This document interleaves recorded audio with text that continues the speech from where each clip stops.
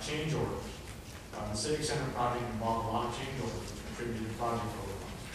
Due to poor planning, there were 47 change orders, totaling $334,000, which is 12% of the original contract amount. Many of these items should have been seen at the outset, so you didn't have to have a change order in order to implement it. And some of the items, it could be argued that the city in this financial condition weren't really needed, not what we call bells and whistles, were added to make the place nicer. But when you have a city that has this much debt, maybe you got to be a little leaner in your change orders, not authorize so many changes. There were change orders for balcony tread risers, aisle lights, concession stand relocation, theater lights, stage curtains, window treatments, and some of those, first of all, should have been competitively bid also. When you have a change order of a certain amount, you should get multiple bids, not just handing somebody. That wasn't done. There's a question about whether all those were actually necessary. The city paid a consultant $12,690 to promote events at the Civic Center from February 2009 to February 2010. Under the contract, the consultant was required to promote one event each quarter, 4 events per year, and wasn't to be paid until it was all done. Well, in this case, the consultant only promoted 2 events in a 12-month period, and there was no clause in the contract that allowed you all to terminate it if it was becoming too expensive. So he was paid the full contract amount and only promoted 2 of the events instead of 4 events. I'm giving you this by way of example for planning. It's only $12,000, but these things add up if there's this consistent mismanagement of the process. There was no advertising for bids for that either. Maybe you could have gotten it for cheaper than $12,000. That's required. There's a city ordinance that basically says, or a city policy that says, that goods or services over $5,000 require advertising for bids and obtaining city council approval. This was a $12,000 contract, and that was not done. So it was a violation of city policies and procedures. And then, once the contract was put in place and the city realized it couldn't afford to promote big events, it had to pay somebody who only promoted 2 events for promoting 4 events. It's just money that's wasted. It's money that's thrown away. So the city needs to monitor future projects and document these things. The city should adequately plan projects to reduce the number of change orders, get bids where necessary, and have termination clauses, which is very common in the city, state, and federal contracts, in case people can't live up to the term of the contract, or the city can't afford some of the services that were contracted for. Let me talk a little bit about the senior center. It's really great that we'll have a senior center. It's a good thing. But again, I'm not quarreling with having a civic center or senior center. It's the way it was financed and the way the project was executed. Here's an example. This is one of the ones I think was the worst because it was money absolutely thrown away. The city did not get a performance bond from the general contractor. Under the law, you get a performance bond, and the general contractor doesn't perform. The bond company pays the difference for how much it costs to make up for the non-performance. In this particular case, the city paid $135,000 more than we do because the general contractor did not pay subcontractors. There was no performance bond.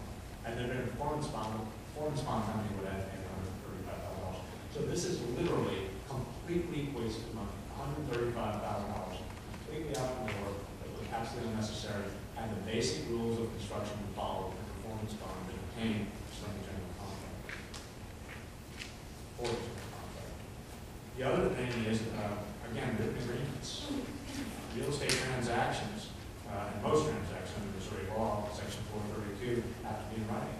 The city did not enter into a written contract with the general contractor, which completed some of the senior center renovations after it was done. There were some extra renovations that were done. And again, this was an oral agreement. You don't enter reconstruction agreements orally. There's all kinds of terms and conditions that should be in there to protect you. And in this particular case, that wasn't done.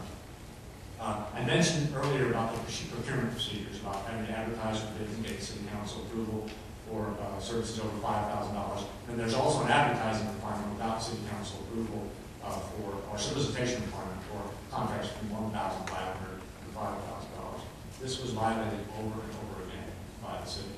It was not competitive bidding. The way you get value for the things you buy, beautiful facilities like this, is through competitive bidding. You want to get the lowest bidder. People will charge less if they know there's competition. That's how our whole system operates. And when people fail to get competitive bids, you pay too much for your services and they're in a deficit situation like you are now. I'll give you a couple of examples. Between October 1st, 2008 and January 31st of this past year, there were 6 contracts let out for $325,000 without advertising for bids. This is your rules, your city rules, and it's just good fiscal practice to advertise those bids. And that's a lot of money. Who knows how much money they can save had there been free and open competition for those services. And that started in 2008, it's gone all the way up to the present. Our audit report covers up through fiscal year 2010, but when we saw some things that were continuing, we looked a little past that as well as we did this particular case. In other cases, you did select the lowest bidder, you did go out and follow the bidding procedures, and then allowed that contractor to charge more than they did. So in some cases there wasn't competition, in other cases there was. The cleaning services, I guess for this building, the cleaning services for this building, you selected the lowest bidder, good, that's what we want to see. And then you proceeded to pay the lowest bidder $421 per month higher than the bidder did, without questioning why you were getting bills that were higher than the bid, and the amount that was charged by the cleaning service is actually higher than the next lowest bidder. So basically, procedures were followed correctly, and then once the contract was implemented, you might as well just not competitively bid it. So there are serious problems in the way the procurement works in the City of Neosho.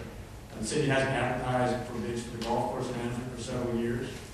The city paid over $211,000 for services during that time period.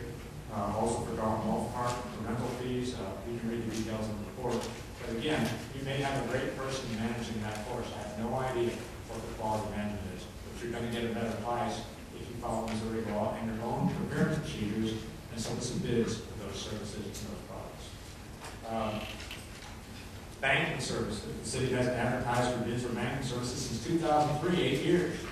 Banks can be expensive. There's a lot of banks that would love to have your business. We know that from looking at the papers. But it's been sole sourced since 2003. And maybe the bank that does your work right now is great, and maybe they should continue to do it. But don't you think you should go out and look for alternatives and see if maybe those services can be procured cheaper? That hasn't been done for 8 years.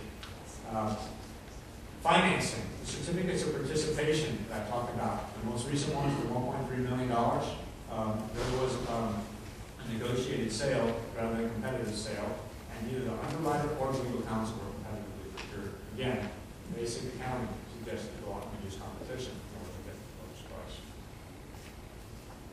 Our recommendation is simple. Follow your city procedures.